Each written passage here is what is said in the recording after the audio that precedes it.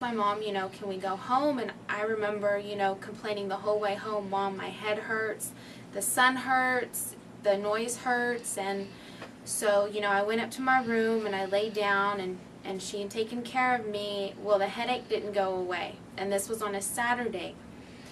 Well, we had talked about, coming out here and getting prayer, and so we went to church on Sunday, and it was 9 o'clock Mass, what we usually go to, and Henry and Mary walk in, and I'm like, oh my gosh, okay, I know what's going on. Yeah, that's a miracle. Yes. 9 o'clock in the morning, going to Mass. So okay. we were just like, okay. So we had told them what had been going on, and they said, come out here, get prayer.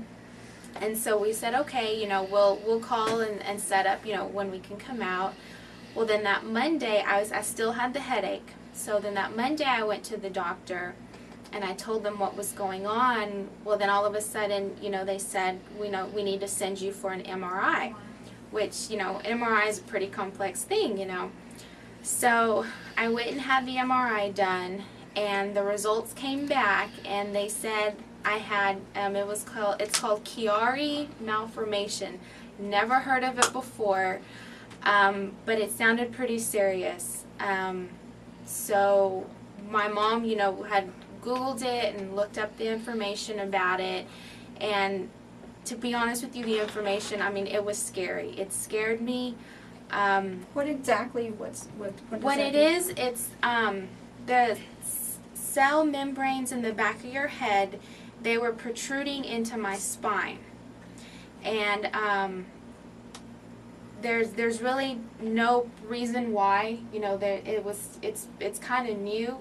We had never heard of it before, but it went on to say, it can lead to, you could be paralyzed, and it's a fast growing kind of thing. It comes on, and it comes on strong, and so, that scared me, because I'm like, oh my gosh, I'm young.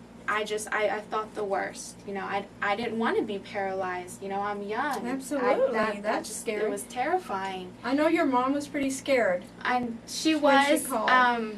She didn't show it to me. My mom is a very, very strong woman.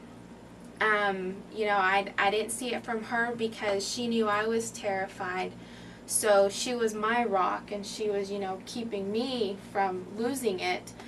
But, my mom is very strong in her faith, and, I know she did a lot of prayer, and, I had to believe, that everything was going to be okay. So then that Wednesday, I had come out here, and, we started talking, and you prayed for me. And then I remember Henry came in and said, well, there's a self-image retreat this weekend, you should really come to it. So I was like, okay, it's the weekend, I was just like, okay. But, I was terrified, and I said, I have to do it. So my mom signed me up. We came. I didn't know what to expect. It was my first, retreat. I had been to little ones before half the day, but nothing. I had no idea what I was in store for. I had no idea. So I was hesitant. I was nervous when we got here. I was like, oh my gosh, what's going to happen? I didn't know what to expect, but my mom had told me, you need to go with an open mind and an open heart. And she said, things will be revealed, and, just go with it. So I did, and it was after prayer, it was brought out that I had unforgiveness. I needed to forgive, family members for things that happened when I was a teenager, and I'm 26, and this happened when I was 25. So this was a long time ago, which, back to what we talked about earlier, when somebody says, will you forgive me? Okay, yeah, fine, whatever. But I didn't really mean it from the heart. And who would have known that years later it would have come back in this kind of way, such a serious way. And so, I had this huge knot on the back of my neck. It was painful. I'd ask my mom, please rub it. It hurts. I'm hurting. And and back to the doctor, but they had given me some pain medicine to take. If you're starting to get this migraine, you need to take this and you need to take this. So I had all this medication, but I didn't want to take it. And so I had come that weekend. I had the medication with me. It was in my bag. And like I said, Friday, I got, we got the prayer, and it was revealed, okay, this is what's going on. But we only scratched the surface on Friday. But it was Saturday, when we got really everything got in depth and everything, and I was like, oh my gosh, just opened my eyes to everything. And by Sunday, when I went up there, Saturday when I got prayer, it's like I felt like it was just gone. Like I didn't have that pain. I didn't have that knot anymore. So Sunday when I got up there, I'd given my testimony. I told them, I'm healed. I claim it. I believe in it. And, I know, that Satan will try to attack, no, you're really not healed. But I truly believed it. And every day, I thank God, thank you for letting me walk, for moving my arms, moving my legs, moving my head, not having, ever since that time, I haven't had a single headache, and it's been over a year. Awesome. Wow. And the knot in my neck, I don't have the knot. I just still like people to massage my neck, but I don't have that knot. And so, and I had to go to the people that hurt me and, ask them for forgiveness, because, they asked me, but I was lying. It wasn't truthful. I didn't mean it with my whole heart. So I had to ask them for forgiveness. And, it's just, it's amazing, because this happened. I got the headache on Saturday. I came here Wednesday for prayer. The retreat was that weekend. And that Monday, I had an appointment with the surgeon. And and this appointment was basically, you're coming in, we're going to figure out when we're going to do surgery.